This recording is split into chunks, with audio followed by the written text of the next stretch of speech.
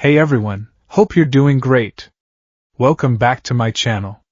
In today's video, we'll dive into what if Deku became a hero in Black Clover with his own grimoire. Smash that subscribe button, and be sure to peek at the description below. Let's begin. The world didn't end with a bang or a whimper. For Izuku Midoriya, it ended with the shriek of tearing metal and the sickening, ozone-laced scent of a quirk gone wild. It had been a Tuesday. An agonizingly ordinary Tuesday, filled with the usual jeers from his classmates, the sympathetic but ultimately useless glances from his teachers, and the heavy weight of his own quirkless inadequacy pressing down on his shoulders. He was 14 years old, and the dream of being a hero felt like a distant, fading star. Yet, the habit of heroism, the instinct to move when others were frozen, was etched into his very soul. That was why he was there, standing on a shattered sidewalk, his yellow backpack clutched tight in his hands. A villain, a frantic man with eyes that spun like chaotic pinwheels, was lashing out. His quirk wasn't flashy like Endeavor's flames or elegant like Best Jeanist's fibers. It was pure, terrifying entropy. Reality seemed to fold in on itself around him, air twisting into visible, glassy shears that sliced through lampposts and buckled asphalt. "Stay back! I'll erase you all!" The villain screamed, his voice a frantic rasp. The pro-heroes were on their way, but they weren't here yet.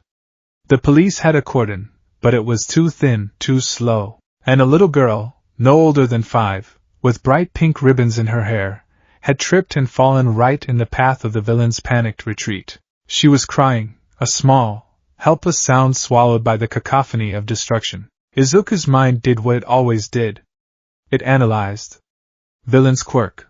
Localized spatial distortion. Range, approximately 10 meters. Uncontrolled, lashes out in arcs. He's not aiming, just flailing. The girl is 5 meters away. Too close. Impact in 3, 2. His legs moved before the analysis was even complete. It was the same stupid, reckless impulse that had sent him rushing toward the sludge villain to save Kaken. No power, no plan. Just a body fueled by an unshakable need to help. He threw his backpack at the villain's head, a pathetic, desperate distraction. The man flinched, and for a fraction of a second, the shimmering arc of distortion wavered. It was enough. Izuku dove, his arms wrapping around the little girl's small, trembling body. He tucked her head against his chest, shielding her with his own frame as he rolled. He could feel the heatless energy of the quirk wash over his back. It didn't burn or cut. It felt like nothing.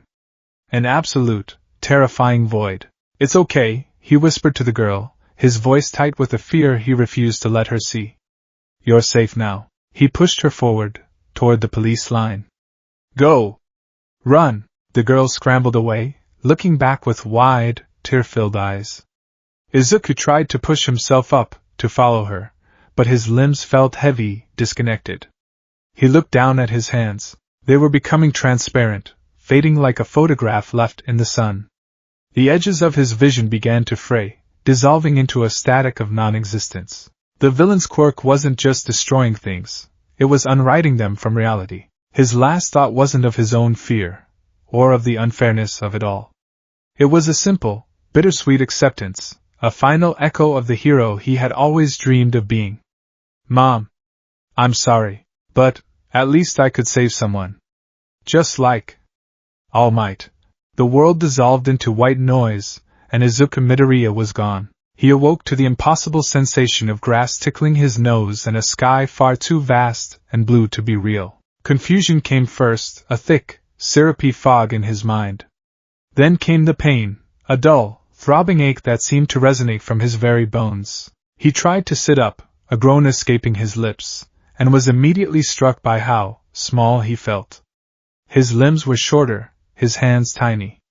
He looked down at them, a gasp catching in his throat. They were the hands of a child, unscarred and small. Panic, cold and sharp, pierced through the fog. He scrambled to his feet, his balance unsteady. He was wearing a simple, tunic-like shirt and trousers made of a rough, unfamiliar fabric, not his school uniform. He patted himself down, his heart sinking when he found his pockets empty. No phone. No wallet. No hero analysis notebook 13. He took in his surroundings, and the panic intensified into a disorienting wave of vertigo. Dominating the horizon, so colossal it seemed to break the sky, was the skull of a demon, a literal demon, larger than a mountain, its empty eye sockets staring blankly over the rolling green hills. A crude village of stone and wood houses was nestled at its base. This wasn't Mizurufu. This wasn't Japan. This wasn't anywhere he knew. The air itself felt different. It was cleaner, fresher, but thrummed with a strange, ambient energy he could feel on his skin, like the static before a lightning strike.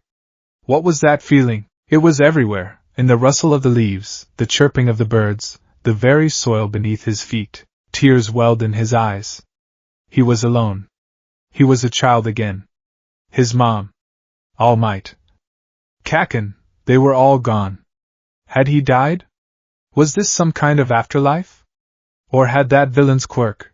A voice, warm and gentle, cut through his spiraling thoughts. My boy, are you all right? You're a long way from, well, anywhere. Izuku whipped around to see an elderly man in a priest's robes, his face a roadmap of kindly wrinkles.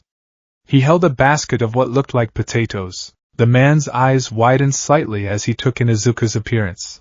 The wild, dark green hair, the tear-streaked face, the utter lostness in his emerald eyes. Where am I? Izuku asked, his voice cracking, sounding impossibly high-pitched to his own ears. The man offered a reassuring smile. You're just outside Hage Village. Come now, you look like you've seen a ghost. Let's get you back to the church. We'll get some food in you and figure out where you belong. Izuku, having no other choice, nodded numbly and followed the man. As they walked, the priest introduced himself as Father Orsi. He asked Izuku his name. Izuku Midoriya, he mumbled. Izuku, Father Orsi repeated slowly, testing the foreign sound. A unique name.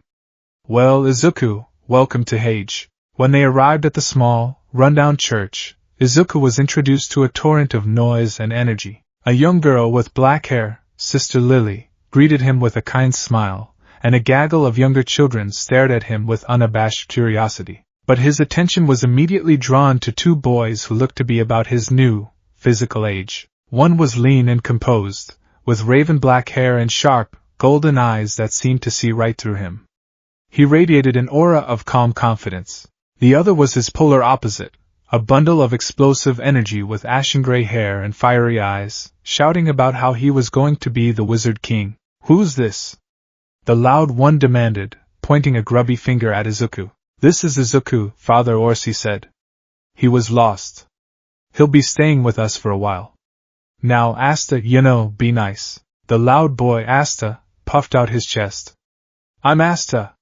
And this is my rival, We're both gonna be the Wizard King. The dark-haired boy, simply gave a slight, almost imperceptible nod. That night, tucked into a small, scratchy bed, the full weight of his situation crashed down on Izuku. He had been ripped from his world, de-aged, and stranded in a strange, medieval-like village under the shadow of a demon's skull. He cried silently into his pillow, mourning for his mother, for his lost life, for the dream that had been snuffed out. The strange energy he felt in the air, which everyone here called mana, was something he couldn't sense or use. He was, once again, powerless in a world defined by power. A cruel, cosmic joke. He had lost everything. The only things he had left were his memories and the unwavering, deeply ingrained spirit of a hero. Clinging to that last fragment of himself, he made a silent vow. He didn't know how, but he would survive. He would understand this new world. And he would find a way to help people, no matter what. It was all he knew how to do. 7 years passed. The name Izuku had been a mouthful for the villagers, and in his early, grief-stricken silence, Asta had taken to calling him by a nickname derived from a mispronunciation of his family name. Deku. Useless. The name had stung at first, a bitter echo of Kaken's taunts. But here in this new world it felt different. It wasn't spat with malice, but with Asta's boisterous, simple-minded affection. Over time, Izuku reclaimed it, just as he had once dreamed of doing. Here Deku could mean you can do it. The church in Hage became his home. Father Orsi and Sister Lily became his family. And Asta and his brothers. The trio was an odd sight. Asta, the relentlessly optimistic, muscle-headed powerhouse with not a drop of mana.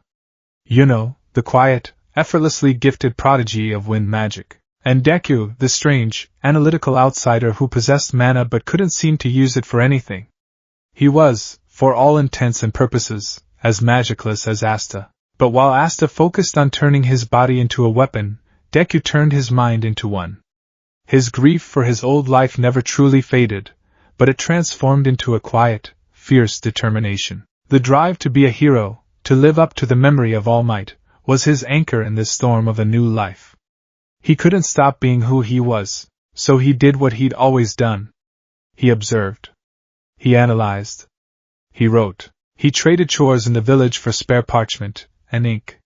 He filled notebook after notebook, their covers made of stitched-together leather scraps. They weren't hero analysis for the future anymore. They were magic analysis for survival. Wind magic.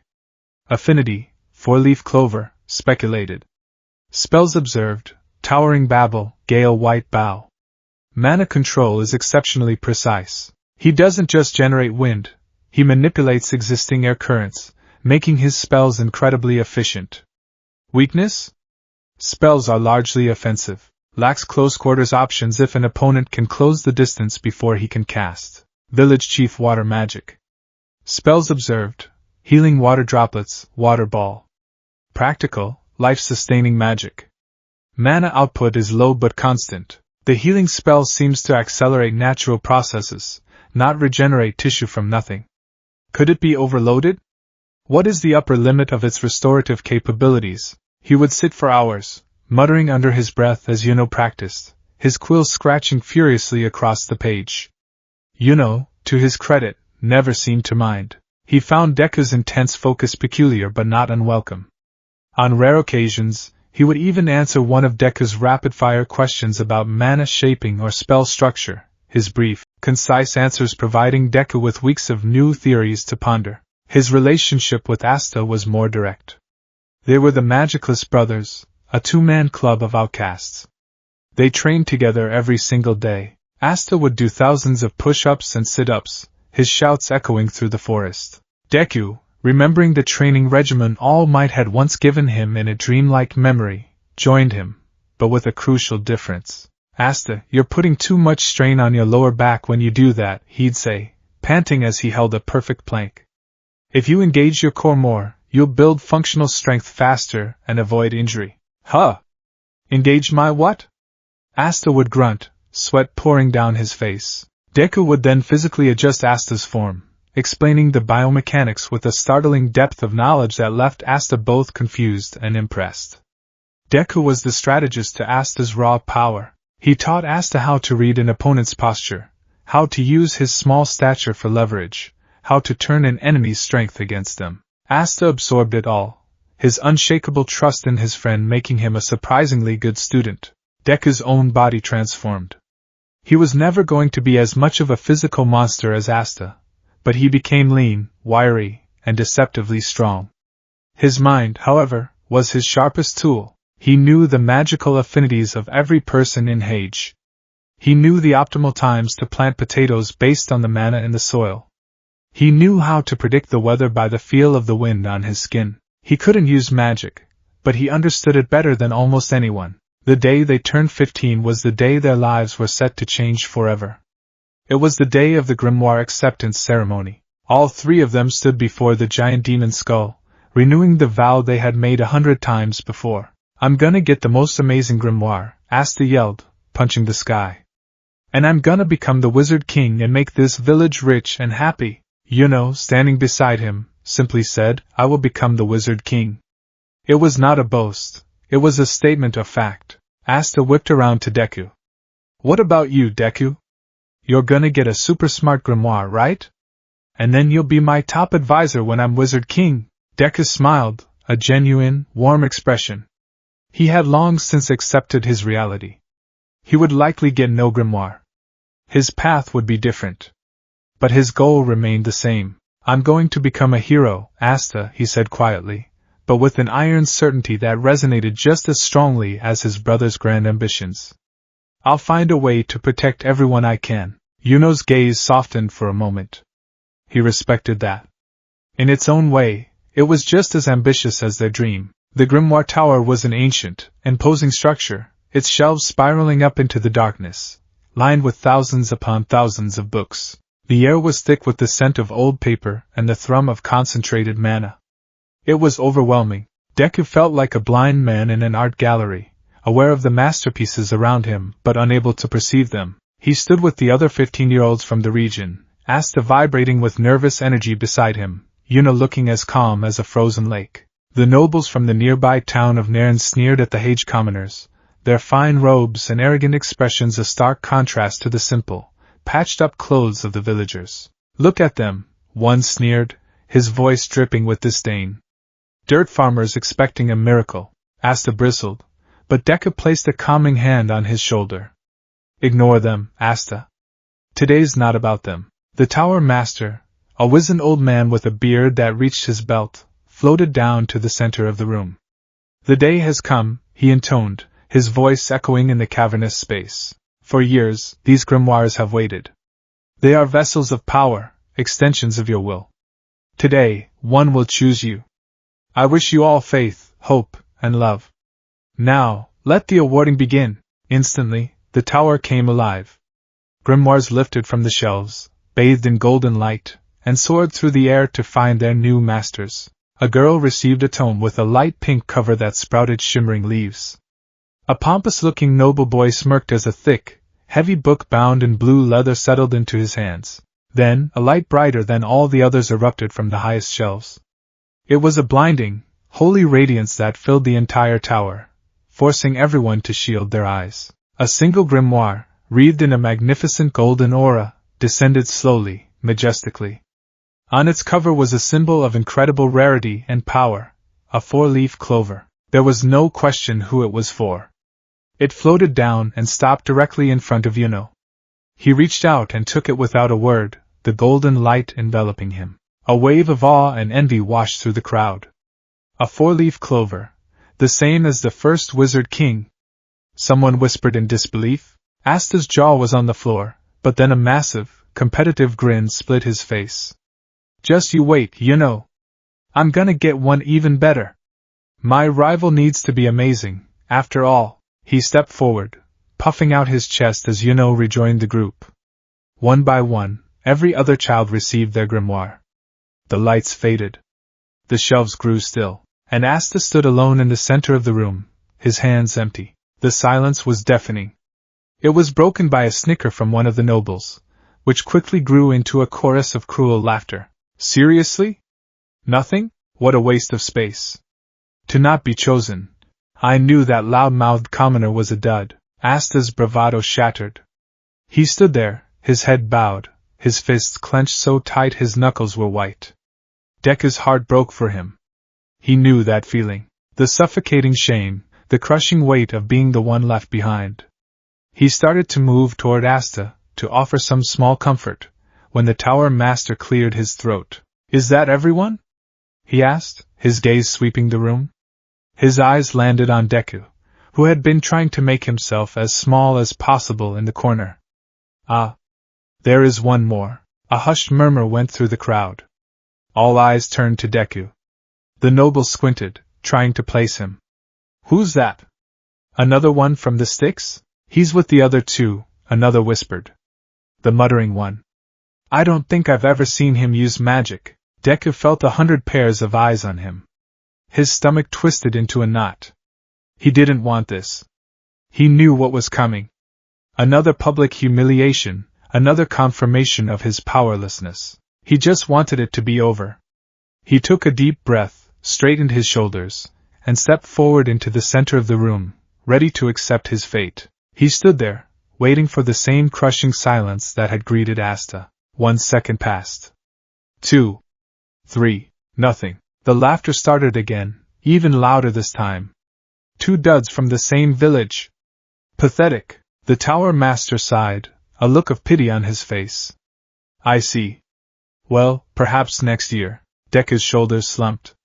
Of course. Why did he expect anything different? This world was just like his old one. No power, no grimoire, no hope. He turned to leave, to go stand by Asta's side, when a flicker of movement caught his eye. It wasn't a grand, golden light like Yuno's. It was a faint, sickly green glow, emanating from a dark, forgotten corner of the tower, a low shelf covered in dust and cobwebs. Something stirred. There was a soft scraping sound, like old stone grinding against wood. A single grimoire lifted into the air. It was, to be blunt, pathetic. It wasn't thick or ornate. It was a small, battered-looking book, its dark green leather cover scuffed and scarred with age. It looked like it had been through a war, lost, and then unearthed a century later. There was no proud Clover emblem embossed on its cover. Instead, etched in tarnished, faded silver, was a compass rose, the 4 cardinal points with intercardinal points between them. It radiated no overwhelming power, no brilliant light. It just hummed with a quiet, ancient, and deeply analytical energy that felt familiar. Slowly, almost hesitantly, it floated across the room. The crowd fell silent, their mockery replaced by sheer, dumbfounded confusion. What was that thing? A 5-leaf clover was a legend of ill omen, but a grimoire with no clover at all. It was unheard of. The grimoire stopped in front of Deku, hovering at chest height. It seemed to be waiting, trembling, his heart pounding a frantic rhythm against his ribs. Izuku Midoriya reached out and placed his hands on the worn leather cover. The moment his fingers made contact, a connection sparked.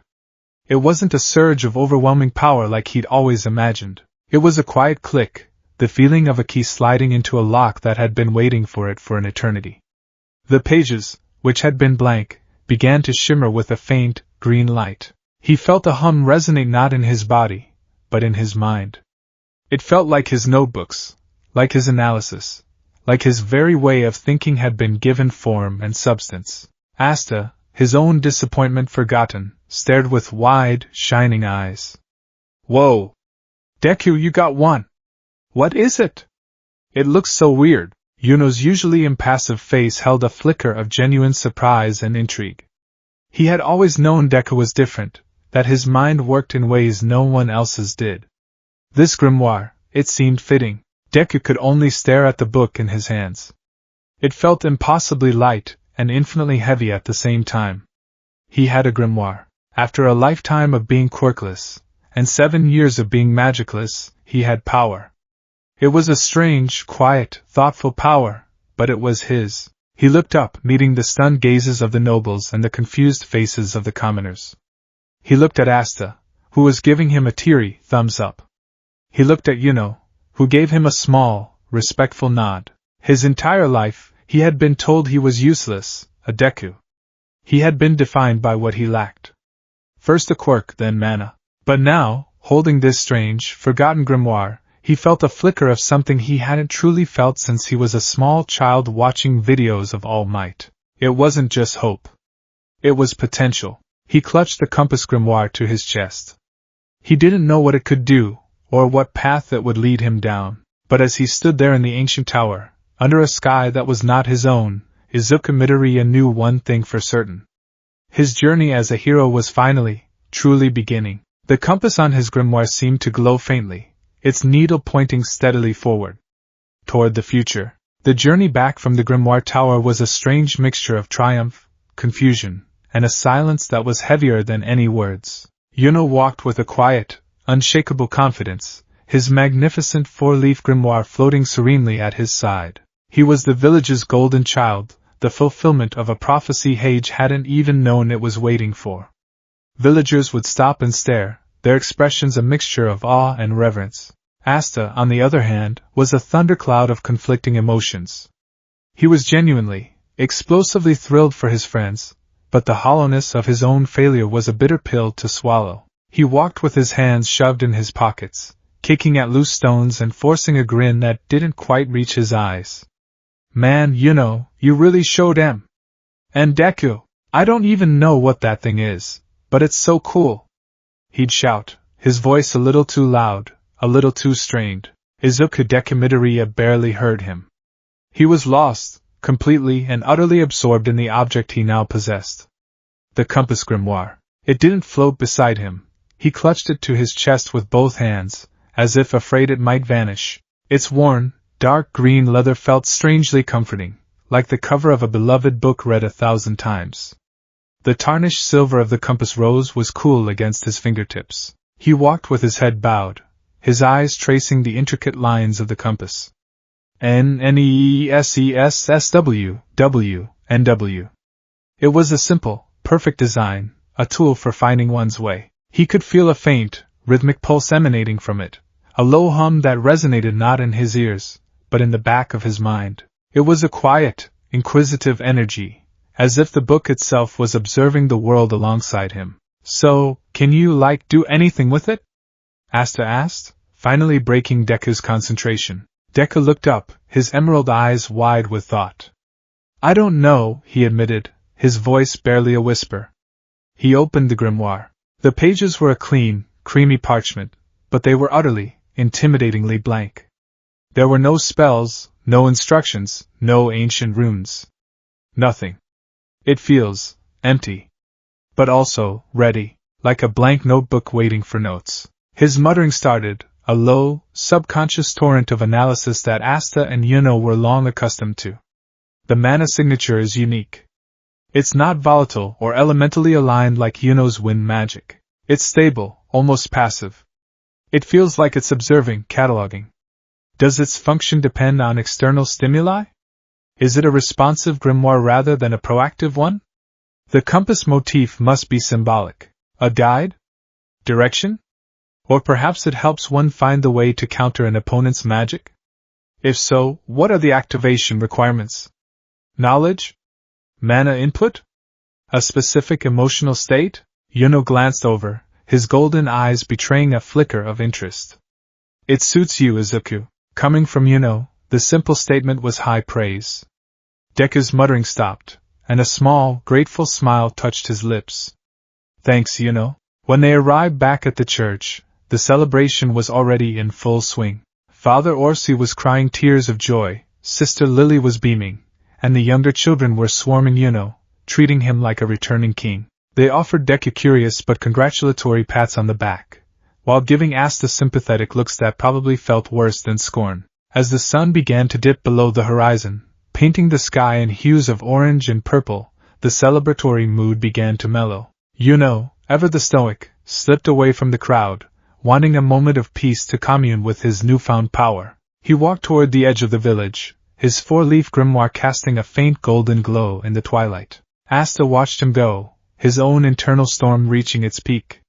Finally, he couldn't take it anymore. He bolted, not after Yuno, but toward the forest where he did his training, needing to burn off the frustration and despair with 1,000 push-ups. Deku was left standing alone, watching them both go their separate ways.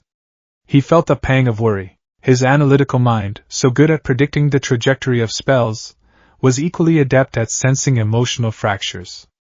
Something felt wrong. The atmosphere was charged with more than just the lingering mana from the ceremony. He clutched his own grimoire tighter and decided to follow after Asta, to make sure his friend was okay. Darkness fell quickly at the base of the colossal demon's skull. Yuno stood in a small clearing, his grimoire open before him. The wind whispered around him, a loyal servant answering his call. He felt the immense power thrumming within the pages, a near-infinite potential that mirrored his own ambition. He was on the right path. Nothing could stop him now. Well, look what we have here. The voice was a greasy sneer that slithered out of the shadows. It dripped with condescension and greed. Yuno snapped his grimoire shut, his body instantly tensing. He turned to see a man leaning against a crumbling wall, shrouded in the tattered remnants of a magic knight's robe. His face was gaunt, his smile cruel, and his eyes glinted with a predatory light. But it was the magic emanating from him that set off every alarm in Yuno's mind. It was cloying and restrictive, like the metallic tang of blood and rust. A four-leaf clover grimoire, the man continued, pushing himself off the wall. And in the hands of a filthy commoner from the sticks. The world truly has a sixth sense of humor. He chuckled, a dry, rattling sound. I am Revchi of the Midnight Sun, formerly of the Purple Orcus. And that legendary grimoire is now mine. Before Yuno could even react, Revchi's own grimoire flipped open, its pages glowing with a sickly purple light. Chain magic, dance of the serpent's jail, From shimmering portals that tore open in the air around thick, rusted chains shot out like striking vipers. They were impossibly fast. Reacted with instinct honed by years of training, shouting, wind magic, towering babble. A swirling vortex of wind erupted from the ground, a miniature tornado designed to shred any incoming attack. But the chains didn't break. They slithered through the currents, the magic that bound them seemingly unaffected by the wind. They wrapped around arms, his legs, his torso, pinning him against the very wall Revchi had been leaning on. The metal was cold and heavy, but worse was the sensation of his mana being suppressed, choked off at the source. It's useless, boy, Revchi sneered, walking closer and plucking the four-leaf grimoire from where it had fallen. My chains don't just bind the body, they bind mana itself. You're as helpless as a newborn. All that talent, all that luck, wasted. You can't become the Wizard King if you're dead. Struggled, his teeth gritted in frustration. He could feel his power, his connection to the wind, being severed by the parasitic magic of the chains. He was a prodigy, the chosen one, and he had been defeated in seconds. Hey! What do you think you're doing to why The roar echoed through the clearing. Asta, his face a mask of fury, burst through the trees. He had no plan, no magic, just pure, unadulterated protective rage for his rival. Revchi barely gave him a glance. Ah, the other piece of trash from the ceremony. The one who wasn't chosen at all. What are you going to do? Yell at me? He flicked his wrist, and a single, swift chain shot out, slamming into Asta's chest and sending him flying backward into a tree with a sickening thud. Asta crumpled to the ground, coughing, the wind knocked out of him. Asta! Yelled, his voice strained. Pathetic, Revchi spat, turning his full attention back to Yuno's grimoire, stroking its cover greedily. To think I was once like you too. A commoner with dreams. But the world teaches you a lesson. It teaches you that talent, effort, they mean nothing. All that matters is power and status. And I will take this power for myself. He turned to Asta, who was struggling to get up. You see, boy, you have no magic. You are nothing. A born loser. A fluke of nature. You should have just stayed in your hovel and accepted your place at the bottom of the food chain. Give up. Your dream is a pathetic joke. Every word was a hammer blow to Asta's already fragile spirit. No magic, nothing, a loser, give up. The words echoed in his head, extinguishing the fire that always burned so brightly within him. He was weak, he couldn't do anything. He couldn't even help his rival. Revchi was right. It was hopeless. He slumped against the tree, his head bowed in utter despair. It was at that precise moment that a third figure stepped into the clearing. Izuku Midoriya didn't charge in screaming. He didn't announce his presence. He stopped just at the edge of the trees, his small, battered grimoire held tight in one hand, and he did the only thing he knew how to do. He watched. He processed. He analyzed. His mind, a finely tuned engine of observation, went into overdrive. Time seemed to slow, the chaotic scene resolving into a series of data points. Subject Revchi? Magic, chain magic, creation type with a binding/suppression attribute. Grimoire seems old, well used. He's experienced. Not a common thug. Claims to be a former magic knight. Plausible. Analysis of chains, physical constructs manifested from mana. Origin point, spatial portals. Implies some mastery of spatial magic as a conduit, or it's an inherent property of the spell. The chains are suppressing Yuno's mana output. How? It's not a drain. Yuno's ambient mana level isn't decreasing, just his ability to utilize it. It must be an interference property. The chains emit a frequency of mana that disrupts the formation of other spells. A jamming effect. His muttering started, quiet and frantic. The chains themselves aren't invincible. Asta's charge was pure physical force, and it failed.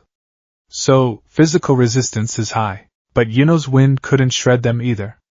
So, magical resistance is also high. But nothing is absolute. There has to be a weakness. A structural flaw. Look at the flow, the mana circulates through the links, reinforcing them continuously. It's a closed loop. But what if the loop could be broken? Not with force, but with interference? If you could introduce a discordant element, a counter-frequency, it might cause a momentary structural failure. As the torrent of analysis flooded his mind, something incredible happened. The compass grimoire in his hand began to glow. It wasn't a bright, ostentatious light, but a deep, emerald green hum that seemed to absorb the surrounding darkness. The silver compass rose on the cover shone with a soft, steady light, its needle spinning wildly for a moment before locking into place, pointing directly at Revchi's chains. The grimoire levitated from his grasp, flipping open in front of him. Pages began to turn, faster and faster, a blur of blank parchment. But as Deku's understanding of the chain magic solidified, a change occurred. One page stopped. Ink, the same shade of emerald green as the grimoire's glow, began to bleed into existence on the blank page. It flowed from an invisible source, forming elegant, unfamiliar script that his mind somehow understood implicitly. At the top of the page, a name materialized, crisp and clear. Analysis complete, binding thread. Deku's eyes widened. He understood. This was his magic. It wasn't about creation from nothing. It was about understanding, adaptation, and response. His grimoire didn't give him power, it gave him answers. Revchi, distracted by Asta's despair, finally noticed the green glow from the edge of the clearing. What now? The other magicless failure? What is that pathetic excuse for a grimoire doing? Deku ignored him. He looked at Asta, slumped in defeat, and at Yuno, struggling helplessly. The sight ignited the core of his being, the singular, unwavering drive that had survived the death of his world. A hero never gives up. He raised his hands, focusing his will, his entire analytical understanding of Revchi's spell, into the page before him. For the first time in this new life, he consciously drew upon his mana. It didn't feel like a wellspring of power in his gut, as others described it. It felt like a current of electricity flowing directly from his brain, sharp and focused. Here goes everything, he whispered. Binding thread. From his outstretched fingertips, several thin, shimmering threads of green mana shot forth. They weren't solid or menacing like Revchi's chains. They were ethereal, almost translucent, like strands of a spider's web woven from light. They didn't fly toward Revchi or even the main body of the chains pinning Yuno. They flew toward the weakest points in the magical construct, the connecting links. The threads wrapped around the individual chain links with impossible precision. They didn't try to break them or melt them.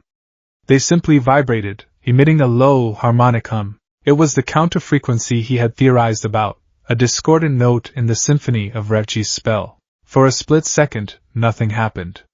Then, with a series of sharp tink, tink, tink sounds, microfractures appeared all over the surfaces of the enchanted chains.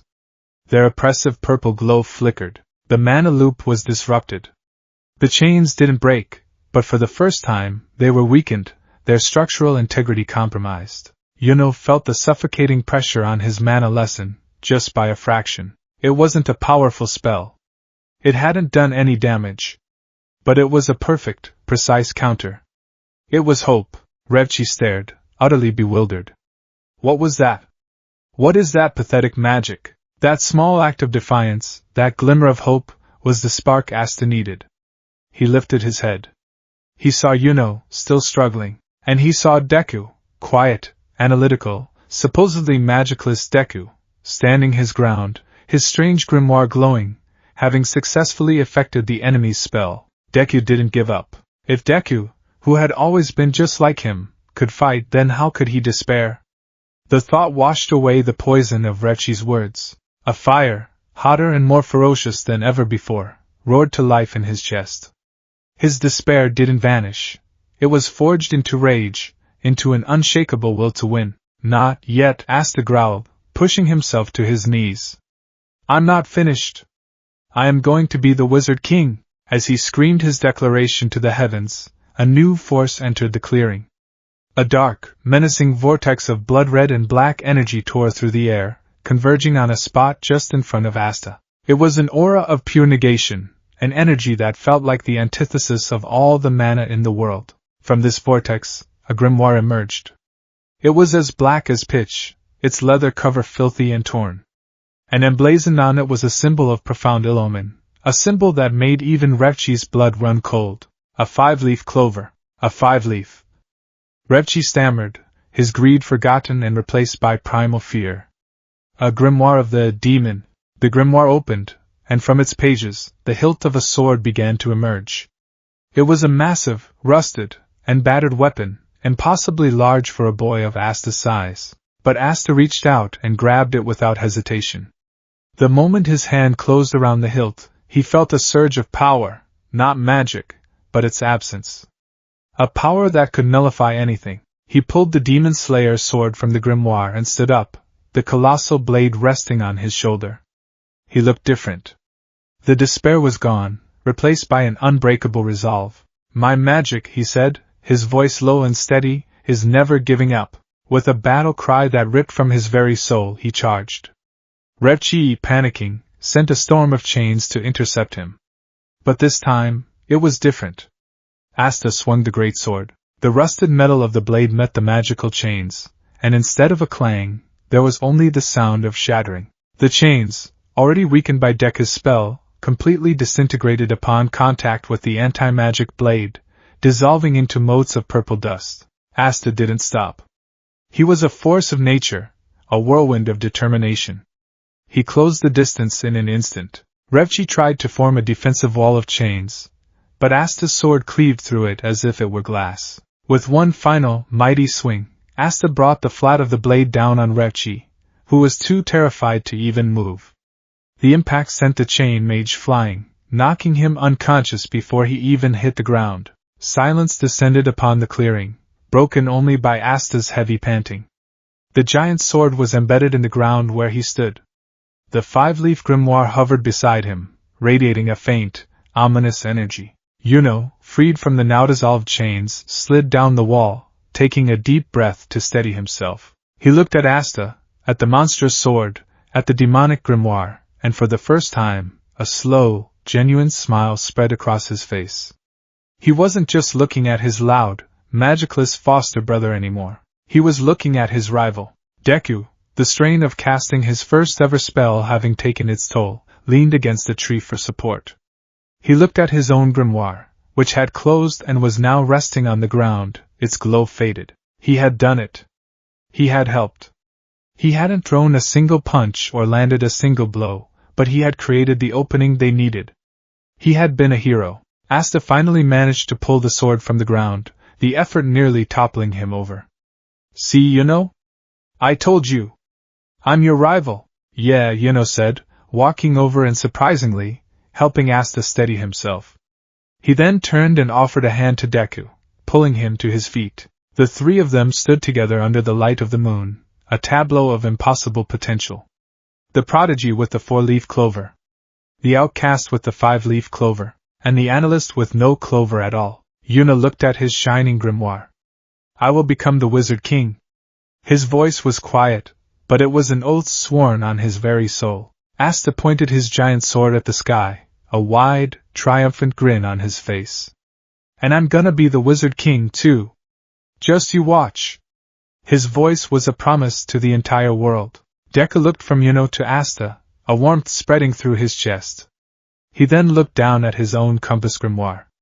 His dream wasn't about a title or glory. It was about a principle, a duty he had carried with him from another life. He clutched the book, its worn cover a familiar comfort. I will become a hero, Izuku Midoriya said, his voice clear and steady, filled with a resolve forged across worlds. One who can protect everyone. Their vows hung in the air, 3 distinct paths born from the same home, now aimed at the same sky. Their journey had been fraught with despair and impossibility, but together, they had overcome it. And now, for the first time, the path forward was clear. The compass was set. Their real adventure was about to begin. The 6-month journey from Hage to the royal capital of the Clover Kingdom was, for Izuku Midoriya, an exercise in sensory and informational overload. For the first time in 7 years, he was leaving the quiet, familiar bubble of his village, and the world that unfurled before him was more vibrant, complex, and magically saturated than he could have ever imagined. Their path followed the main trade roads, arteries of commerce and life that pulsed with a rhythm alien to their rural upbringing. Asta, predictably, was a whirlwind of unrestrained excitement. He marveled at every passing merchant caravan, challenged every tough-looking traveler to an arm wrestle, and usually won, and announced his ambition to become the Wizard King to anyone who would listen, and many who wouldn't. By contrast, was an island of tranquility in Asta's storm. He observed everything with his keen, golden eyes, his expression unreadable, absorbing the landscape and the people with a quiet intensity that was almost as intimidating as Asta's volume. Deku was in his own world, a state of hyper-focused analysis so profound it bordered on a trance. He had filled an entire new notebook before they were even halfway to the capital. Every new spell he witnessed, no matter how mundane, was a puzzle to be solved. Entry 1: Merchant Tags Earth Flow Spell. Low-level earth magic. Manipulates the viscosity of the soil directly beneath his cart's wheels to reduce friction. Not lifting, but liquefying the path. Incredibly efficient for long-distance travel. Mana cost appears minimal, a slow, constant trickle. Could a similar principle be applied to a larger area to disrupt an enemy's footing? A controlled mudslide? Further data needed. Entry 4: Guardswoman Ilara's Light Signal Spell. Basic light magic. Generates a focused, colored flare for communication. The color is determined by a slight modulation in the mana frequency before casting. Red for danger, green for all clear. Simple, but the underlying principle of frequency modulation is fascinating. Could my own mana be tuned in a similar way to interact with different magical attributes? The compass grimoire hums when I consider this possibility high. He would often walk several paces behind the others, muttering to himself, his quill scratching furiously across the parchment. Asta would have to occasionally run back and drag him along, pulling him out of his analytical fugue before he could walk into a ditch. Come on, Deku! You'll miss everything if you keep your face buried in that book. Asta would shout, grinning. I'm not missing it, Asta, I'm documenting it. Deku would reply, a frantic but happy glint in his eyes. Do you realize the sheer variety of practical magic applications we're seeing? This is incredible. Would sometimes glance back, a faint, almost imperceptible smile on his lips. Deku's relentless curiosity was one of his strangest, yet most respectable, qualities. As they drew closer to the capital, the ambient mana in the air grew thick enough to taste, a sweet, electric tang that made the hairs on Deku's arms stand up. The sheer scale of the city was breathtaking. Built on a series of tiered plateaus, it was a sprawling metropolis of white stone towers, bustling markets, and grand archways, all culminating in the magnificent royal palace that pierced the clouds. For boys who had grown up in a village of a few dozen people, it was like stepping onto another planet. The closer they got to the heart of the city, the exam site, the more pronounced the social stratification became. Nobles in exquisite, magically enhanced silks rode in carriages pulled by man-infused beasts, looking down their noses at the commoners who scurried to get out of their way. The air crackled with casual displays of powerful magic, a stark reminder to Deku of just how far from age they truly were. His nerves, already frayed, began to twang with a familiar, crippling anxiety. He felt small, insignificant, a powerless, quirkless boy all over again, surrounded by people who were born with the power he had only dreamed of. He clutched his compass grimoire tighter, its solid weight a small but vital anchor in a sea of self-doubt. The exam site was a massive coliseum, its stone walls scarred with the evidence of countless magical duels. Thousands of hopefuls were gathered, a boisterous, nervous crowd from every corner of the kingdom. The moment they stepped into the arena, the atmosphere changed. A strange, oppressive flock of birds with forked tails and menacing expressions descended from the rafters. Whoa, what are those things? Asta asked, looking up. Anti-birds of evil, a nearby candidate explained with a nervous gulp. They're drawn to people with weak mana. The fewer birds you attract, the more powerful you are. As if on cue, the entire flock, hundreds of them, swarmed Asta in a chaotic, pecking, squawking vortex of black feathers. The arena erupted in laughter. Deku flinched, his heart aching for his friend's public humiliation. Predictably, had not a single bird near him. He was a beacon of pure, potent mana that the creatures actively avoided. Then, a few of the birds broke off from the main flock and fluttered hesitantly towards Deku. They didn't swarm him. They didn't peck at him. They just hovered a few feet away, tilting their heads in utter confusion, letting out curious, questioning chirps. They could sense his mana. It was there, a tangible presence. But it was dormant, passive, like a placid lake. It had no weakness, no malice, no strength they could recognize. He was an anomaly they couldn't categorize. This bizarre spectacle drew almost as many confused stares as Asta's bird tornado. Suddenly, a wave of immense pressure washed over the arena, silencing the crowd. On a high balcony, the 9 captains of the Magic Knights had appeared. From the regal and fiery Fugolian Vermilion to the aloof and imperious Nozel Silva, they were the pinnacle of power in the Clover Kingdom. And among them, one man stood out. Slouched, clad in a simple white tunic and a tattered black robe, was Yami Sukihiro, captain of the Black Bulls. He yawned, scratched his stomach, and lit a cigarette, his dark, dangerous aura a stark contrast to the polished nobility of the others. His bored eyes swept over the crowd, lingering for a fraction of a second on the boy covered in birds, and another fraction on the boy confusing them. The exam began. The first test was broom flying. "All right, Deku, you got this," Asta cheered, having finally shaken off most of the birds. "Just, push the magic out from your butt like they said." Deku took a deep breath. "Okay. Analyze. Broom flight requires a sustained, controlled emission of mana from the base of the broom to provide lift and thrust. The user must constantly adjust this output to maintain stability and direction. It's a raw power and control exercise." He could understand the mechanics perfectly. Applying them was another matter. He straddled the worn wooden broom, his compass grimoire strapped securely to his hip. He closed his eyes, trying to will his mana out, to give it form and purpose. His grimoire hummed faintly, but it had no spell for this, no external data to analyze. This had to come from him alone.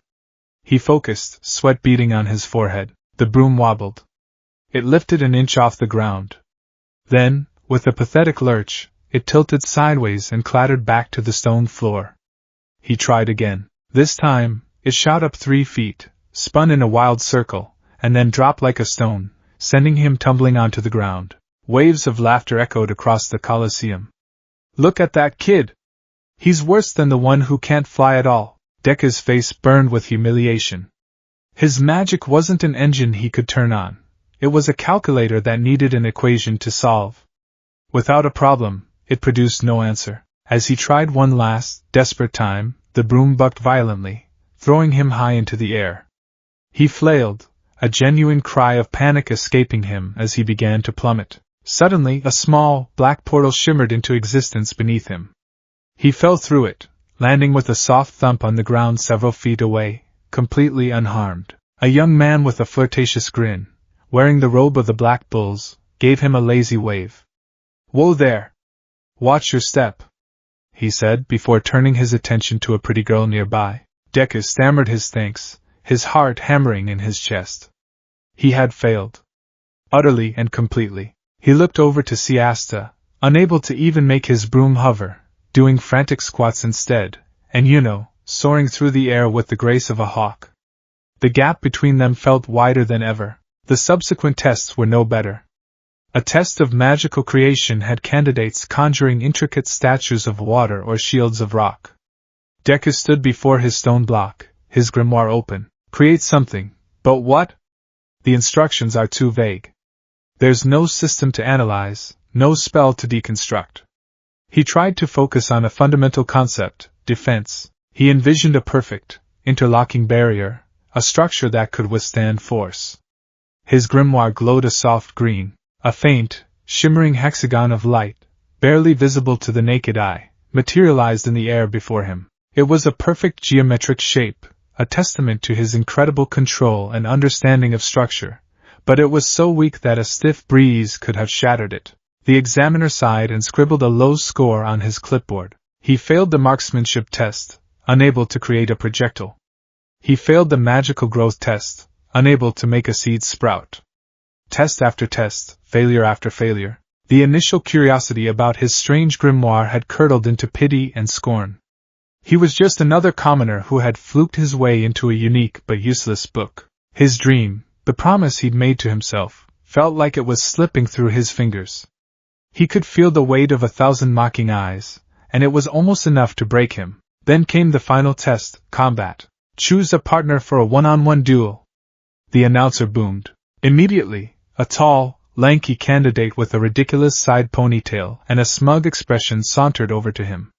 Deku recognized him from the sneering crowd at the Grimoire ceremony in Nairn. Baha! Hey you! The pathetic little sprout with the weird book. You'll be my opponent, the man declared. The name's Sek Bronzatsa. Let me give you a little advice. This exam is all about showing off for the captains. The best way to do that is to pick a weak-looking stepping stone to make yourself look good. And you, my friend, are the weakest-looking stone here. Deku flinched at the insult, but a part of his mind, the analytical, heroic part that had been dormant and shamed all day, flickered to life. An opponent. A magic system to analyze. A problem to solve. For the first time all day, he felt a spark of something other than despair. All right, candidates. Begin. They stood opposite each other in a designated combat ring. Sek's grimoire flipped open, glowing with a coppery light. Behold my magnificent, bronze magic, Sek's magnum cannonball. A large sphere of bronze materialized in front of him, covered in menacing-looking spikes. It was flashy, intimidating, and clearly designed to impress. But Deku wasn't looking at the sphere. He was looking at the mana flowing into it, the way the spell was constructed, the faint shimmer of the guidance formula that would direct it. Baha! Surrender now, and I might go easy on you. Sek taunted. Deku didn't answer. He was already muttering, his eyes wide and unfocused as he processed the data flooding his senses. Bronze magic, a derivative of metal magic. Properties: high density, low malleability compared to other metals. The spell is a simple guided projectile. Velocity: approximately 20 meters per second. Rotational torque is minimal. The spikes are for show. The primary damage is blunt force trauma. The guidance system is rudimentary, a straight line vector from caster to target. Avoidable. Up on the balcony, Yami Sukihiro took a long drag from his cigarette, a flicker of interest in his tired eyes. Huh. The muttering kid's starting up. Sek finally launched his attack. Take this. The bronze cannonball shot towards Deku. Deku's body, honed by years of training with Asta, reacted instantly. He dodged, rolling to the side as the sphere smashed into the ground where he had been standing, cracking the stone. He didn't stop there. He kept moving, his eyes never leaving Sek, his mind racing. Second spell analysis. Sek is creating spears now. Bronze magic, Sek's splintering spears. Faster than the cannonball, but smaller mass. Less overall force, but higher penetration potential. He's launching them in a volley. The launch vectors are predictable, aimed directly at my current position. He's not leading his target. As Sek prepared to launch another, more complex attack, a shimmering bronze shield that sprouted spear launchers, Deku's compass grimoire began to glow, that familiar, intense emerald light pulsing with purpose. It flipped open to a new, blank page. As Deku's understanding of kinetic force, projectile motion, and the structure of Sek's spells reached a critical mass, green ink bled into existence, forming a new spell. Analysis complete. Kinetic redirection field. Baha! It's useless. My bronze magic, Sek's grand slam, will finish you off. Sek roared, launching a volley of 6 spears simultaneously from his shield. The crowd gasped. It was a powerful, visually impressive attack that would have overwhelmed most novice mages. But Deku was calm. The fear and shame had been burned away, replaced by the pure, cold clarity of analysis. Okay, he whispered to himself. Let's try this. He raised a single hand, not towards the incoming spears, but to the empty space just in front of him. Kinetic redirection field. He poured a small, precise amount of mana into the spell. There was no explosion, no grand shield. Instead, 6 small, almost invisible distortions appeared in the air, each no bigger than his hand. They looked like heat haze, a faint, shimmering ripple in reality. The bronze spears flew into the designated kill zone. As the first spear passed through the first shimmering field, its trajectory was altered by a mere 5 degrees. It wasn't stopped. It wasn't blocked. It was simply nudged. Instead of piercing Deku's heart, it whistled past his ear. The second spear passed through another field and was nudged 10 degrees to the left. The third was tilted upwards. The fourth downwards. One by one, the deadly projectiles were harmlessly, subtly redirected. They flew past Deku and embedded themselves with a series of thunderous thwacks into the Colosseum wall, directly around Sek Bronzatsa. 2 spears pinned his ridiculous cloak to the wall, while the others formed a cage of bronze around him, their tips inches from his body. The entire Colosseum fell silent. Sek stood frozen, a bead of sweat tracing a path down his terrified face. He was unharmed, but utterly, completely defeated and trapped. Deku stood in the center of the ring, breathing heavily, his hands still outstretched. He hadn't landed a single blow. He hadn't cast a single offensive spell. He had won a magic duel using physics. The silence was broken by a single, slow clap from the captain's balcony. It was Yami Sukahiro. A wide, predatory grin was spread across his face. Heh. Not bad, kid. The selection began. Yuno was first. As expected, every single captain raised their hand. After a moment of consideration, he chose his path. I wish to join the Golden Dawn. A murmur of approval went through the crowd. Many other candidates were chosen. Then, Asta's number was called. He walked to the center of the arena, his body tense. Silence. Not a single hand was raised. Asta stood there, his dream turning to ash in his mouth. But this time, he didn't despair. Not yet! He roared, his voice cracking with emotion. I'm not done! Let me join your squad. I will work harder than anyone else. I will prove my worth. I will become the Wizard King. Yami Sukahiro took another long drag from his cigarette, then snuffed it out under his boot. He stood up, his presence seeming to suck the air out of the arena. No magic, yet you want to become the Wizard King? Are you trying to make a mockery of us? He growled. But then his grin returned. Sounds good to me. A man's got to be a little crazy to get anywhere in this world. And anyone who can't see the potential in that anti-magic of yours is a blind fool. He pointed a thumb at himself. You're joining my squad. The Black Bulls. And you can work until you're on your deathbed. Just make sure you deliver results. Asta's jaw dropped, then he fell to his knees, tears of joy and relief streaming down his face. He had made it. Finally, Deku's number was called. He walked forward, his heart pounding. The captains looked down at him, their expressions a mixture of confusion, disdain, and intrigue. His magic is a novelty, Nozel Silva stated, his voice cold. It has no offensive capability. Useless in a real battle. His tactical acumen is impressive, Figolian Vermilion countered, stroking his chin. But his lack of raw power is a grave concern. He would be a liability. The other captains murmured in agreement. He was too strange, too unconventional, too much of a risk. It seemed that, once again, no one would choose him. The hope that had flared to life during his duel began to dim. I'll take him too. Yami's voice cut through the deliberations like a blade.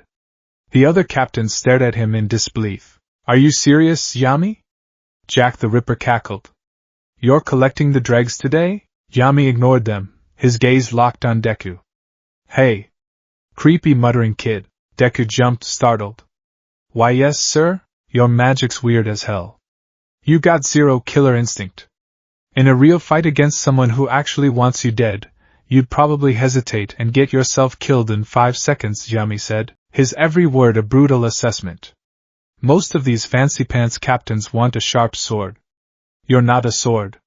You're some kind of weird, complicated tool nobody has the instruction manual for. He took a step forward, his shadow falling over Deku. But I saw your eyes during that fight. You were terrified. You knew you were outmatched in power. But you didn't run. You stood your ground, you thought your way out, and you won. That takes guts. Guts are more valuable than any fancy spell. He turned and began to walk away, beckoning over his shoulder. I've got no use for perfect little soldiers. They're boring. He stopped and looked back, a wild, challenging grin on his face that was both terrifying and exhilarating. I'll take the loud one with no magic and the creepy muttering one. My squad's the best home for broken toys like you. You in or not? Deku stared, his mind reeling. A broken toy. A misfit. It was what he'd been his entire life. But here, finally, was someone who saw that not as a weakness, but as a point of interest. A home for people like him. He looked at Asta, who was giving him a wobbly, tear-streaked grin and a thumbs up. He thought of his vow, of his unbreakable dream to be a hero. This was his chance. His only chance. With a resolve that banished the last of his fear, Izuku Midoriya bowed his head. Yes, sir. Thank you, sir, Yami grunted in satisfaction. Good. Try not to die. As Deku walked to join Asta behind the intimidating captain, he felt a profound sense of relief and trepidation. He had failed almost every test. He had been mocked and dismissed. But in the end, the one person who mattered had seen past his weaknesses and recognized his unique, strange strength. He was a magic knight. He was a black bull. His compass was finally pointing toward the start of a real adventure. If the royal capital was a symphony of structured, refined power, the Black Bull's headquarters was a chaotic, discordant rock concert. Izuku Midoriya had imagined many things about the life of a magic knight: noble quests, rigorous training schedules, a dignified and orderly barracks. What he had not imagined was a sprawling, ramshackle mansion that looked like it had been cobbled together from the fever dreams of a dozen different architects, with entire sections periodically exploding. Yami Sukahiro led him and a still sniffling Asta through a blasted-out section of wall, stepping over rubble with a practiced ease that suggested this was a daily occurrence.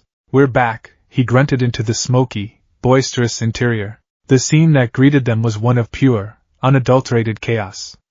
A young man with a prominent pompadour and a delinquent sneer was locked in a fiery magical duel with a shirtless, impossibly muscular man who was screaming about his sister.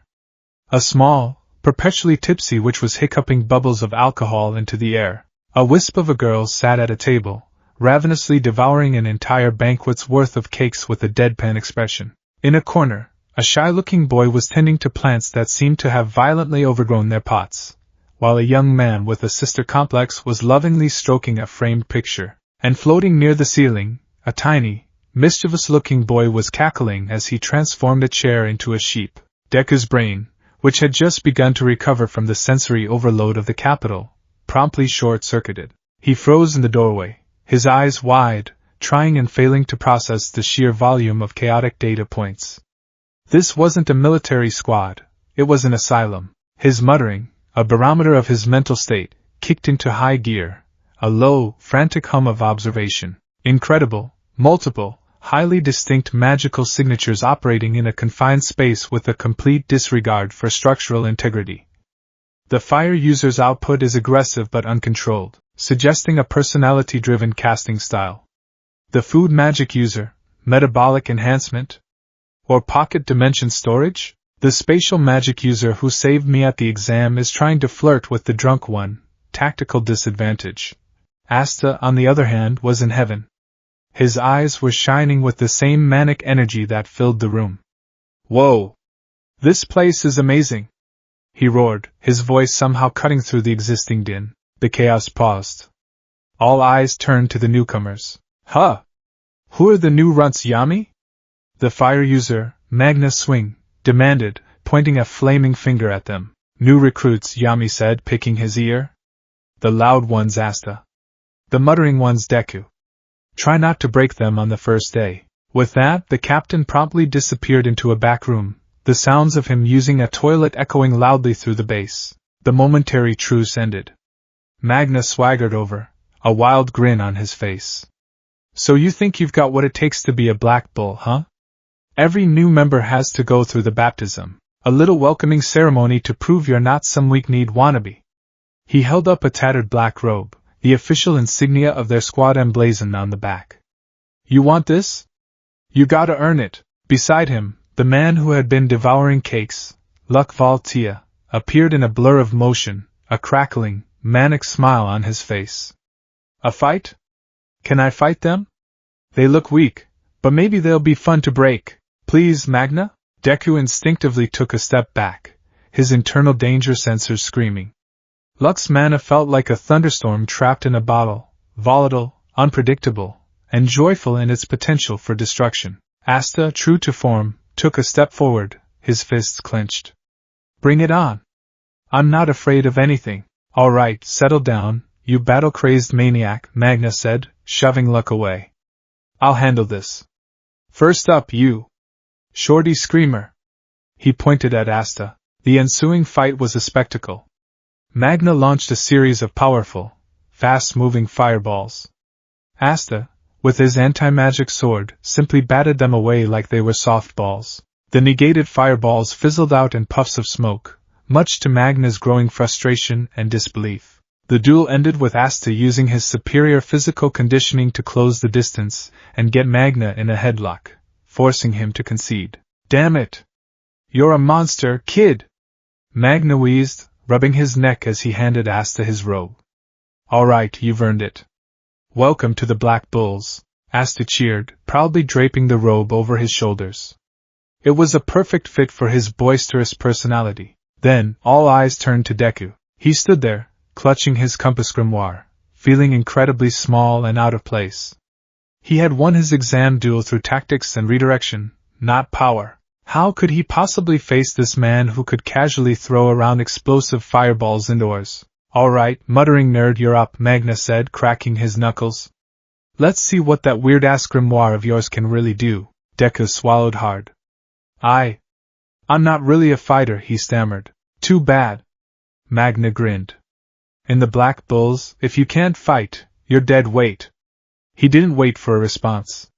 Fire magic. Exploding fireball. A blazing sphere of orange and red flame, larger and faster than the ones he'd thrown at Asta, hurtled towards Deku. There was no time to run, no time to formulate a complex plan. There was only time to react. Analyze. His mind screamed. Focus. Concussive force is the primary damage vector, followed by thermal energy. The spell's structure is simple, a compressed sphere of mana with an unstable core designed to detonate on impact. The energy is raw, unrefined. It's powerful, but inefficient. Can I disrupt the stability? No, not enough time. Can I redirect it? The velocity is too high. My kinetic redirection field isn't fast enough to cast. So, what's left? The heat. It's just thermal energy. A physical principle. His grimoire flared to life, the emerald glow a comforting presence in the face of imminent incineration. It flipped open, not to a new page, but to one that was already half-formed, a theory he had scribbled down on the journey to the capital after observing a mage use ice magic. The law of conservation of energy. Energy cannot be created or destroyed, only transferred or transformed. If I can't block the heat, can I absorb it? The page filled with script in a flash of green light.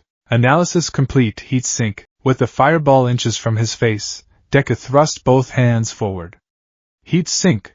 A small, fist-sized orb of dense, dark green matter materialized between his palms. It didn't look impressive. It had no light, no sound. It was a sphere of pure, silent purpose. The fireball slammed into the orb. There was no explosion. No roar of flames. The fireball, a raging inferno a millisecond before, simply vanished. The orb of green mana seemed to inhale the entire spell, sucking in the flames and the concussive force like a miniature black hole. For a moment, the orb glowed a faint, angry red from the inside, like an ember, before returning to its dark green hue. The common room fell silent.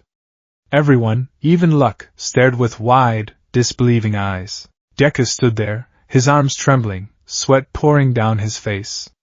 The spell had worked, but the strain was immense. He felt the searing heat not on his skin, but inside his own mana channels, a painful backlash from absorbing so much raw energy so quickly. His grimoire was humming, a warning thrum that he was pushing its limits. His vision swam. Holy crap, Magna breathed, his delinquent smirk gone, replaced by genuine shock.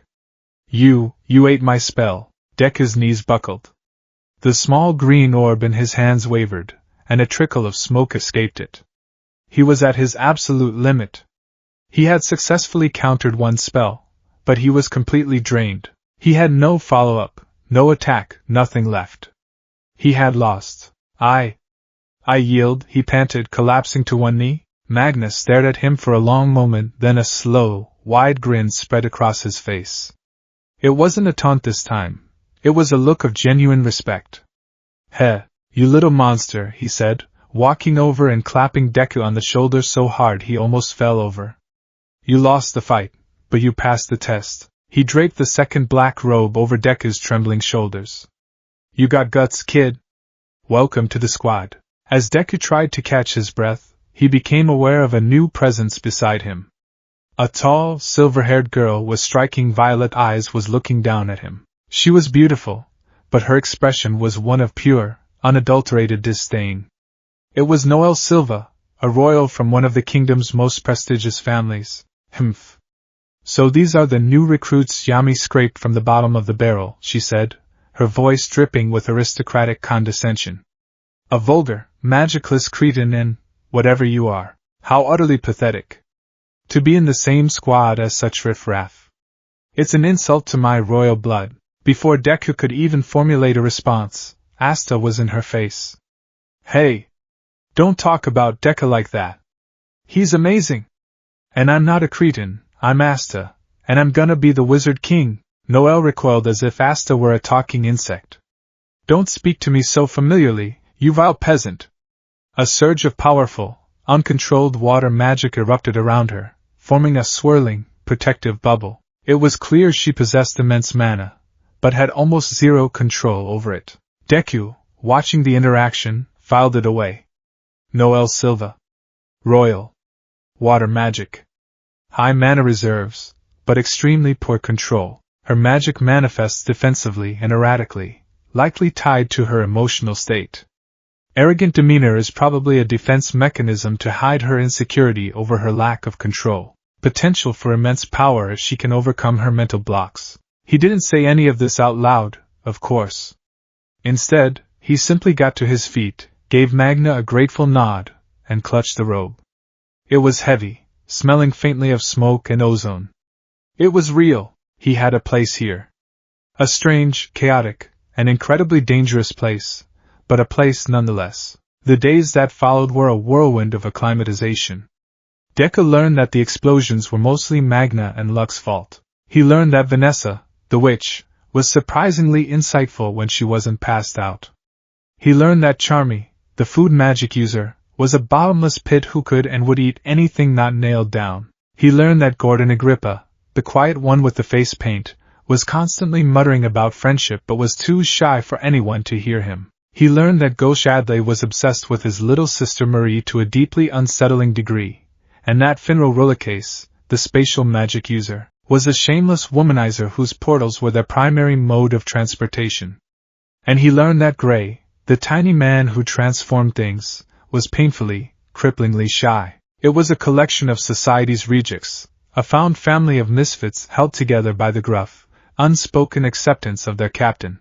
Deku, the boy from another world, the analytical mind in a world of brute force, had never felt more at home. His training, however, was an obsession. While Asta spent his days doing thousands of one-handed push-ups and swinging his massive sword, Deku spent his in the library Yami had pointed him to, a dusty, forgotten room filled with scrolls on magical theory, physics, and history. For Deku, knowledge was power. Every book he read, every principle he understood, was another potential tool for his grimoire. He would spend hours at a time, surrounded by open books, his grimoire resting on the table in front of him, humming softly as he absorbed information. He filled his own notebooks with frantic, sprawling diagrams and equations, trying to bridge the gap between the magical laws of this world and the scientific principles of his own hypothesis. All magic, regardless of attribute, adheres to fundamental laws of energy transfer. My grimoire doesn't create spells, it creates applications that exploit these laws. Heat sink wasn't fire-negating magic. It was a spell that created a temporary, high-capacity vessel for thermal energy. Kinetic redirection field didn't block force, it manipulated vectors. This means my potential isn't limited by magical attributes. It's limited only by my understanding. It was a profound, exhilarating realization. He didn't need to have fire magic to counter fire magic. He just needed to understand what fire was. One evening, Yami found him in the library, hunched over a complex diagram of mana flow, muttering about thermodynamics. The room was dark, save for the faint green glow of Deku's grimoire. Still at it, kid? Yami's voice rumbled from the doorway. Deku jumped, startled, nearly knocking over a stack of scrolls. See Captain Yami? Sir. I was just, studying. Yami walked in, the smoke from his cigarette curling around his head. He glanced at the complex equations in Deku's notebook, his expression unreadable. Your magic's weird, he stated, as if it were the most obvious fact in the world. It's not like anyone else's. You don't just do it. You have to think it into existence. Deku nodded eagerly. Yes, sir. That's what I'm starting to realize. My grimoire seems to function based on analysis. The deeper I understand the principles behind another person's magic or a physical phenomenon, the more options it presents me. It's reactive, not proactive. That's why I struggled so much in the exam. Without an external problem to solve, I have very little to work with, Yami grunted, taking a long drag from his cigarette. So you're a walking counterspell. Useless on your own, but a pain in the ass for anyone you're fighting. I suppose that's one way to put it, Deku said, slightly dejected. Don't sound so down about it, Yami said, his voice surprisingly sharp. He jabbed a thumb at his own chest. My dark magic is slow. In a quick draw fight against a light magic user, I'm at a disadvantage. Finral's spatial magic is useless for attacking. Vanessa's thread magic can't do a damn bit of damage. Every magic has a weakness, kid. A limit. He leaned in, his dark eyes intense. Your limit is your own brain. The more you know, the stronger you get. That's a hell of a lot more potential than most mages will ever have. But it also means you've got to work harder than anyone else. Reading these dusty books is a good start, but it's not enough. He stood up straight and turned to leave. At the doorway he paused. Your magic's weird, he repeated. But it's your weapon. Figure out how to use it. Understand its limits. And then, surpass them. Every day. That's what it means to be a magic knight. That's what it means to be a black bull. He left Deku alone in the glowing silence of the library. Yami's words were not a gentle encouragement. They were a direct, brutal order. Figure it out. Surpass your limits. Or you're out. Deku looked down at his hands, then at his compass grimoire. A fire had been lit in his chest, a fierce, burning determination that had nothing to do with Magna's spells. Yami was right. This was his power, his path. He wouldn't just be a walking counterspell.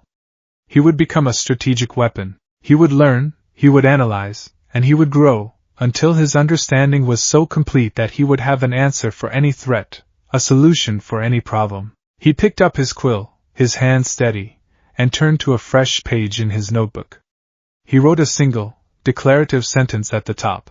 Path to heroism, surpass my limits. The baptism was over. Now the real work began. The summons came, as most things did in the Black Bull's headquarters, with a great deal of shouting and a casual disregard for personal space. Yami Sukahiro kicked open the door to the common room, where Asta was doing vertical push-ups on the ceiling. Somehow, Noelle was trying to read a book while subtly practicing her water magic, and Deku was meticulously cross-referencing a scroll on ancient trap runes with his own notebook. You three! Yami barked, pointing a thick finger at each of the rookies in turn. Got a mission for you. Your first one. So try not to screw it up and die. Asta immediately flipped off the ceiling and landed with a loud thud, his eyes shining. A mission? Yes. Finally. Let's do it, Noelle sniffed, closing her book with a snap.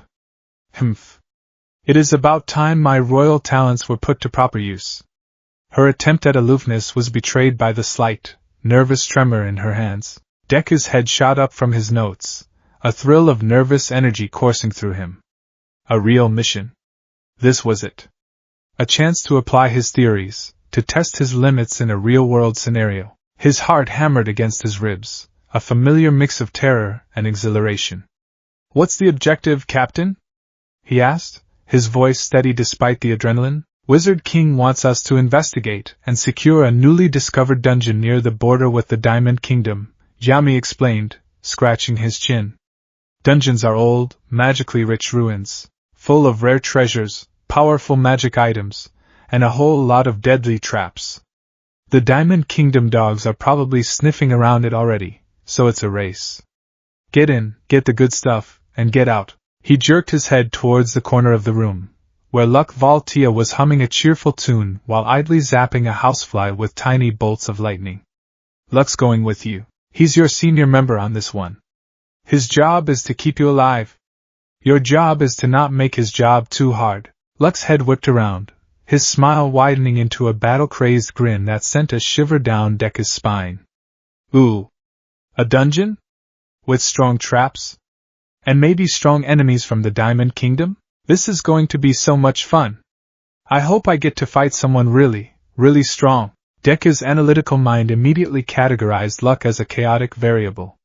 His immense power was an asset, but his insatiable lust for battle made him dangerously unpredictable. He would need to be managed carefully. Finral!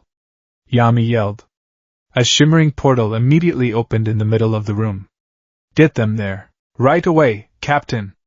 Finral's smooth voice called out from the other side.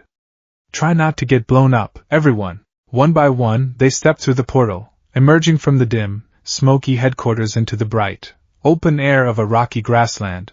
Before them, half buried in the side of a large hill, was a crumbling stone archway that hummed with a palpable, ancient magical energy. The entrance to the dungeon. All right, rookies, listen up, Luck said, his demeanor shifting slightly. The manic grin was still there, but his eyes were sharp and focused. He was a veteran of many battles, and the instincts were kicking in. Dungeons aren't a game. Everything in here wants to kill you. The walls, the floor, the air. Don't touch anything unless you have to, and stay behind me. As they stepped through the archway, a wave of dense, musty air washed over them. The interior of the dungeon was a labyrinth of stone corridors, lit by eerie, glowing moss that pulsed with a faint magical light. The silence was heavy, broken only by the drip of water and the crunch of their boots on the gravelly floor. Deku immediately pulled out his notebook and a piece of charcoal, his eyes darting everywhere. Incredible. The ambient mana concentration in here is at least 5 times higher than outside. The stone itself is saturated with it. This entire structure is essentially a giant, dormant magical construct. Less muttering, more watching your step, Luck chirked, skipping ahead. The fun stuff is usually on the floor. He was right. They had barely gone 50 feet when Asta, not looking where he was going, was about to step on a slightly discolored paving stone. Asta, stop! Deku yelled, his voice sharp. He pointed with his charcoal stick. Pressure plate. Look at the seams around the stone. They're too clean, not filled with dust like the others, and the moss isn't growing on it. It's a classic trigger mechanism. Asta froze, his foot hovering in midair. Whoa! Good eye, Deku, Luck giggled. He's right. If you'd stepped on that, a bunch of fun, spiky spears would have shot out of the walls. See? He tapped the plate with the toe of his boot, and with a series of loud thwunks, dozens of stone spears erupted from hidden slots in the walls, crisscrossing the hallway with lethal force. Noelle gasped, her face pale. You knew that would happen? Of course. It's way more fun when you know what the trap does. Luck replied cheerfully, before effortlessly zipping through the maze of spears with his lightning magic. Deku, however, was staring intently at the mechanism, his mind racing. It's not just a pressure plate. The spears are made of stone, but they're propelled by a burst of compressed mana stored in a runic array under the floor. The trigger just completes the circuit. The principle is fascinatingly simple, like a magical landmine. If we can identify the runic patterns, we can predict the traps before we see the triggers. For the next hour, this became their pattern. Luck would sense danger with his instincts, but Deku would deconstruct it with his intellect. He began to see the dungeon not as a series of random hallways, but as a single, interconnected system.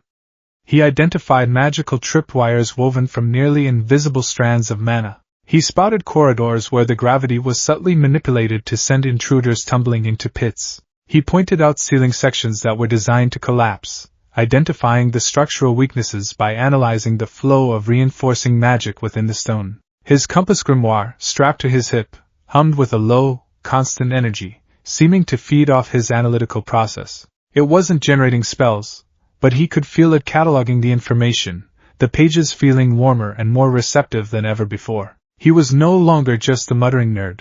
He was their strategist, their navigator, their trap disposal expert. "You're really useful, Deku," Luck commented, his smile a little less manic and a little more impressed. "It's like you can see the dungeon's thoughts." "Not its thoughts," Deku corrected, sketching a complex runic circle in his notebook. "It's grammar. Every trap is a sentence, and these runes are the words. If you learn the language, you can read the story." Even Noel was forced to admit, albeit grudgingly, that his peculiar skills were proving invaluable. She had been on edge the entire time, her own magic flaring erratically whenever she was startled, but Deku's calm, logical explanations of the dangers ahead had a surprisingly steadying effect.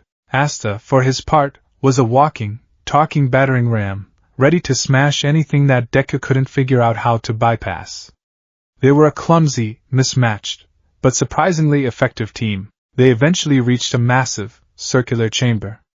In the center, on a raised dais, rested a treasure chest, shimmering with a protective magical barrier. The room, however, was a dead end, with only one other visible exit, a grand archway on the far side. "This feels too easy," Deku murmured, scanning the chamber. "The treasure is just sitting there. A room this large, this important looking, it has to be a major trap. Then let's spring it," Luck yelled, his eyes sparkling with anticipation as he dashed towards the chest. "Luck, wait!" Deku cried out, but it was too late. The moment Luck's fingers touched the barrier around the chest, the entire room locked down. A solid wall of stones slammed down over the entrance they'd come through, and another sealed the exit archway. The glowing moss on the walls flared, casting the chamber in a harsh, bright light. From hidden alcoves 2 figures emerged. They were from the Diamond Kingdom. They wore the stark, utilitarian uniforms of its mages, but it was the man in the lead who drew all their attention. He was tall and powerfully built, with white hair marked by a distinctive red tattoo over his left eye. His face was a blank, emotionless mask, and his mana was immense, cold, and hard as diamond. "Intruders from the Clover Kingdom," the man said, his voice flat and devoid of inflection. "I am Mars. By the authority of the Diamond Kingdom, you will be eliminated." Beside him, a lesser mage cackled. "You fools walked right into our trap. We let you disarm the small fry so you'd lead us right to the treasure hall." Luck's grin was positively ecstatic. "Mars? They say you're one of the Diamond Kingdom's 8 shining generals. I can feel your mana. It's incredible. You must be really, really strong. Let's fight." Before anyone could stop him, Luck coated himself in lightning and shot towards Mars like a living thunderbolt. Mars didn't even flinch. He simply raised a hand. "Crystal magic, Talos Dal," the floor erupted. Massive, jagged shards of crystal shot upwards, forming a towering, multi-limbed golem that intercepted Luck's charge. Luck, fast as he was forced to disengage, zipping around the chamber to avoid the golem's crushing crystal fists. "Asta, Deku, you handle the other guy," Luck yelled, his focus entirely on Mars and his new crystalline playmate. "This one's all mine," the second mage laughed. "Mud magic, earth-binding coffin," he shouted, aiming at Asta. The floor turned to thick, grasping mud that began to crawl up Asta's legs. "Not so tough now, are you, little boy?" the mage sneered. "I've got this," Noel declared, stepping forward. She gathered her immense mana, her grimoire flipping open. "I, a royal, will not be defeated by such a common," her spell sputtered. A giant, uncontrolled wave of water shot from her hands, missing the mud mage completely and splashing harmlessly against the far wall. Her control had failed her again. Asta, however, wasn't fazed. He drove his demon slayer sword into the ground. The anti-magic flowed from the blade, and the enchanted mud around his legs turned back into ordinary dirt, which he easily kicked away. He then charged the mud mage sword at the ready. This left Deku facing the real threat. Luck was a powerhouse, But Mars was on another level entirely. His crystal magic was both offense and defense. He created razor-sharp projectiles, thick defensive walls, and an army of smaller crystal clones of himself. Luck was being overwhelmed, his lightning attacks shattering harmlessly against the incredibly durable crystal constructs. Deku knew he couldn't fight Mars head-on. That would be suicide. But he could do what he always did. He took cover behind a pillar, opened his notebook, and began to analyze. Subject: Mars. Magic: crystal creation magic. Grimoire appears to be enhanced, likely through Diamond Kingdom experiments. He doesn't just create crystal, he grows it, at an incredible speed. The structures are dense, with a highly ordered lattice. This provides immense physical and magical resistance. Standard attacks are ineffective. Luck's lightning, a high-energy discharge, is being grounded and dispersed through the crystal lattice. His eyes narrowed, watching a shard of crystal that had landed nearby.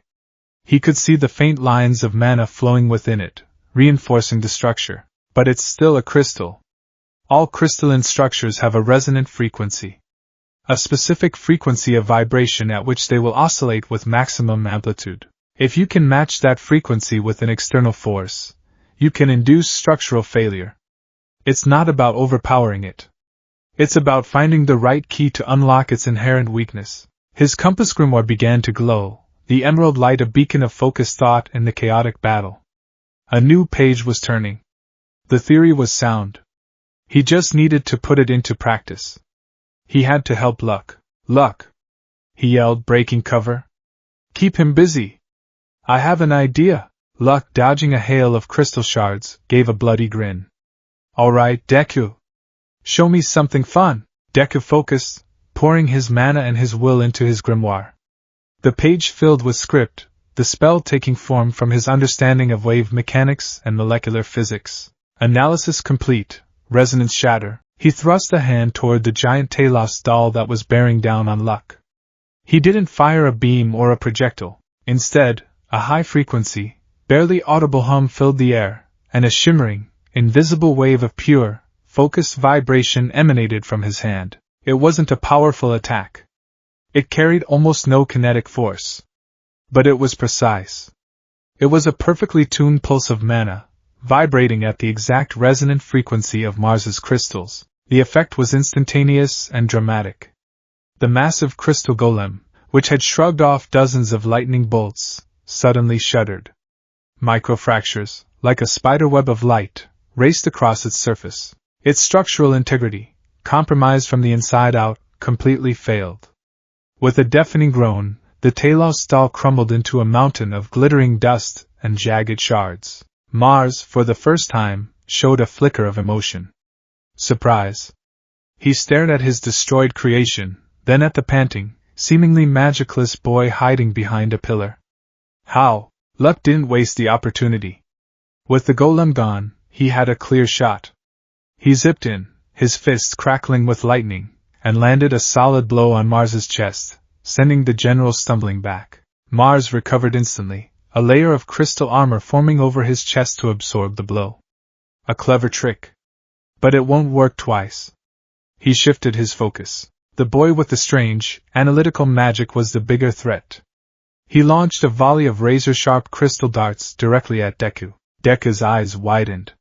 He had used almost all his focus and mana on that one spell. He had no defense. Suddenly, a swirling vortex of wind appeared in front of him, deflecting the crystal shards. The wall on the far side of the chamber, the one that had sealed the exit, crumbled into dust. Standing there, bathed in a faint golden light, his four-leaf grimoire open at his side, was Yuno.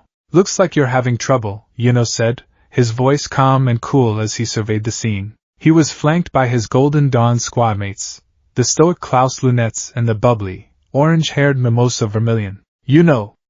Asta yelled, having just finished tying up the now unconscious mud mage. The Golden Dawn? Klaus adjusted his glasses, looking at the black bulls with disdain. To think we would find the dregs of the magic knights in a place like this, and you are being handled by a single Diamond Kingdom general? Pathetic. Hey! We had it under control. Asta retorted. Now is not the time for bickering, Mimosa said kindly, her grimoire already open. Plant magic, magic cannon flower. A large flower sprouted from her hand, firing a condensed beam of magical energy that forced Mars to erect a defensive wall. The battle had shifted. It was now a full-scale clash between two of the top Magic Knight squads and one of the Diamond Kingdom's strongest warriors. Deku took a deep breath, his mind already working on the next problem. Yuno's arrival was a game-changer. His wind magic was a perfect complement to Lux lightning, and with Mimosa providing support, they had the advantage. But Mars was a monster. He was already adapting, creating hybrid crystal flame constructs from a second magical attribute stored in his grimoire. They needed to end it, and end it now. And Deku knew how. His resonance shatter had been the key. He just needed to apply it on a grander scale. He turned to Yuno. Yuno, I need a distraction. A big one. Aim for his main body, force him to create his thickest defense. Yuno looked at Deku, saw the fierce, analytical glint in his eyes, and simply nodded. He trusted Deku's strategies.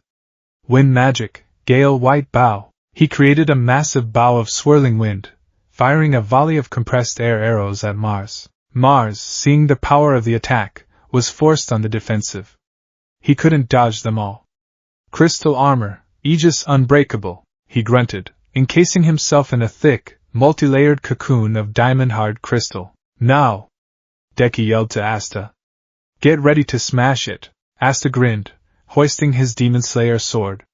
You got it! Deku took a deep, steadying breath, gathering the last of his reserves. He focused all his attention on the crystalline cocoon. He could see the energy flowing through it, the way the layers were magically bonded. He didn't just target the structure, he targeted the bonds themselves. Resonance shatter!